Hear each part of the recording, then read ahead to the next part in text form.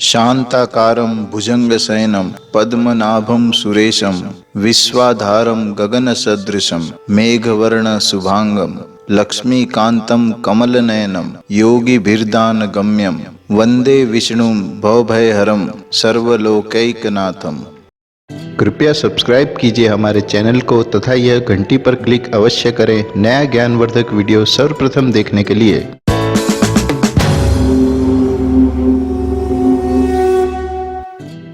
नमस्कार दोस्तों, मैं विनोद पांडे आपका हार्दिक स्वागत करता हूं आपके अपने YouTube चैनल पर।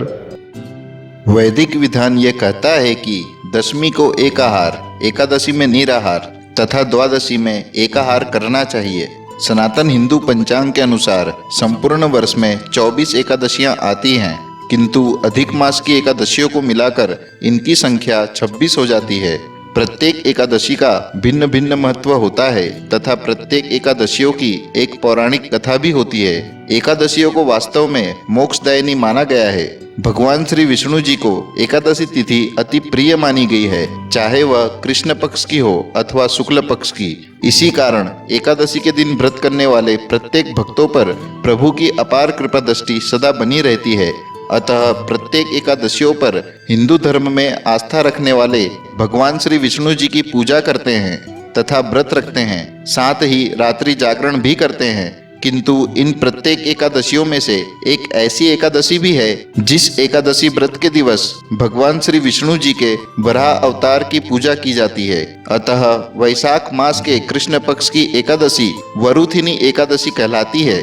वरुथिनी एकादशी को बरुथिनी ग्यारस भी कहा जाता है। इस व्रत को करने से जातक को सुख तथा सौभाग्य की प्राप्ति होती है। इस व्रत के दिन दान करने से कन्यादान तथा हजारों वर्षों के तपस्या के समान फल की प्राप्ति होती है तथा प्रत्येक प्रकार के दुख दूर हो जाते हैं। मनुष्य इस लोक के प्रत्येक सुख भोग कर अंत में स्वर्गलोक को प्राप्त होता है। वरुथिनी एकादशी व्रत से अभागिनी स्त्री को भी सौभाग्य प्राप्त होता है।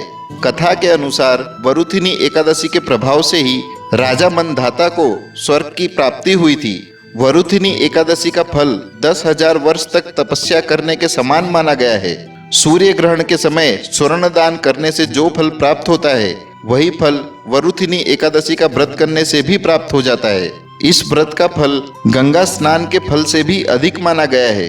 वरुथिनी एकादशी के दिन भगवान मधुसूदन की पूजा करनी चाहिए तथा इस दिन खरबूजे का सागार लेना चाहिए। वरुथिनी एकादशी व्रत का पारण।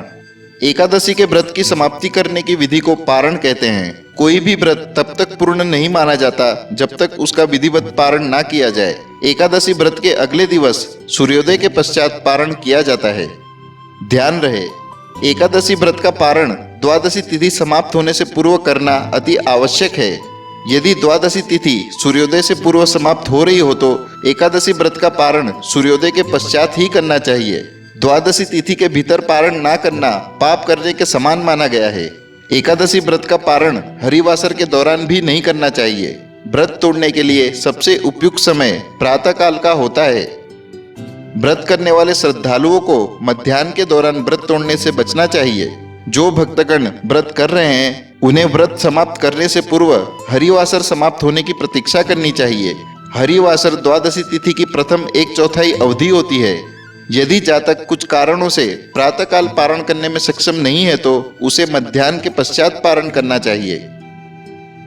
इस वर्ष वैशाख मास के कृष्ण पक्ष की एकादशी तिथि 6 मई गुरुवार की दोपहर 2:10 से प्रारंभ होकर 7 मई शुक्रवार की दोपहर 3:32 तक व्याप्त रहेगी।